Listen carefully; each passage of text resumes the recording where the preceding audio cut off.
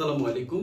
দেশ ও দেশের বাইরে যারা আছেন আমি প্রত্যেকের দৃষ্টি আকর্ষণ করছি। এই মুহূর্তে কিছুক্ষণ আগে আমি বাংলাদেশে অফলাইনে কথা বলেছি এবং আমি কিছুক্ষণ আগেই ভারতের আনন্দবাজার নিউজ থেকে একটা আপডেট নিউজ পাওয়া দুইটাই তথ্য আমার কাছে একদম সঠিকভাবে এসেছে। সেটা হচ্ছে বাংলাদেশ সরকার কারফিউ জারি করেছেন এবং সরকার এভাবে অর্ডার দেওয়া হয়েছে যে যাকে যেভাবে পাবে আন্দোলন করা অবস্থায় তাকে ওপেন শুট করার জন্য, এবং বাংলাদেশে এটা প্রতিনিয়ত এখনো চলমান আছে, চলছে। এবং আপনারা প্রত্যেকের প্রিয় ভাই বন্ধুদের কাছে এই বার্তাটা পৌঁছিয়ে দিবেন যেন প্রত্যেকেই সচেতন থাকে এবং যেভাবেই হোক অন্তত নিজেকে সেফ রেখে তারপরে আন্দোলন করে, এবং কেউ যেন একা আন্দোলন না করে বা একা যেন কোনোভাবে একটা গ্রুপিং থেকে আলাদা না হয়, এবং প্রত্যেকেই যেন গ্রুপ নিয়ে আন্দোলনের সাথে যুক্ত হয়।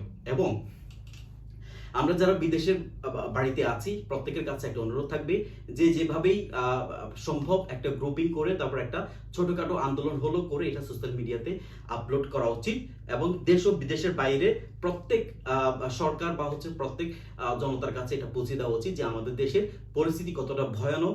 এবং সবচেয়ে বড় কথা হচ্ছে এই যে এখন নেট এবং অনলাইনে যত প্ল্যাটফর্ম বাংলাদেশ বন্ধ করে দিয়েছে, এটার মূল কারণ হচ্ছে এখন যে খুনাখুনিগুলো হচ্ছে, এখন যে ইয়েগুলো হচ্ছে, কাটাকাটিগুলো হচ্ছে, এগুলো যেন অন্তত সোশ্যাল মিডিয়াতে ওপেন না হয় সেজন্য। এবং আমি মানে খবর নিয়ে এটা শুনেছি যে বাংলাদেশের যে জাতীয় চ্যানেলগুলো আছে এই চ্যানেলগুলোতে কোনোভাবেই বাংলাদেশের এত মানে মর্মান্তিক ঘটনাগুলো ঘটছে এগুলো কেউ আপলোড করছেন এবং এগুলো নিয়ে কোনো মাতামাতি নেই। বা মানে বাংলাদেশ সরকারের এখন যতগুলো জাতীয় চ্যানেল আছে প্রত্যেকটা চ্যানেলের মধ্যে এখন শুধু বাংলাদেশ সরকারের মানে বক্তৃতাগুলো প্রেস করা হচ্ছে।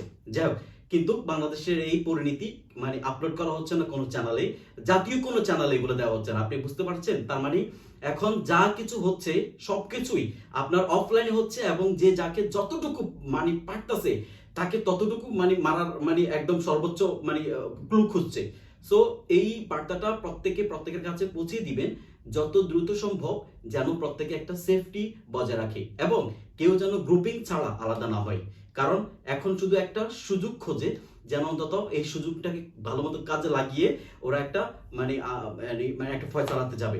এটা আমরা আমাদের ভাইয়ের রক্ত বোনের রক্ত দিয়েছি, কিন্তু আমরা এই আন্দোলনকে ব্যর্থ হতে দেব না। যত কঠিন ভাবে হোক না কেন এই আন্দোলনের একটা ফলাফল আমরা বের করবো ইনশাল্লাহ।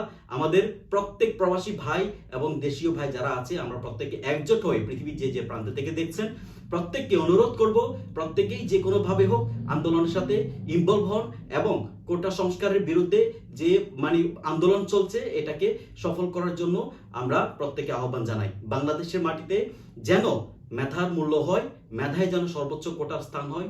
আমার একটা স্লোগান, সেটা হচ্ছে শিক্ষা যদি হয় জাতির মেরুদণ্ড, তাহলে আপনার হয় মেধার কোটা চালু হোক, নয়তোবা সকল কোটা বাতিল হোক। ধন্যবাদ।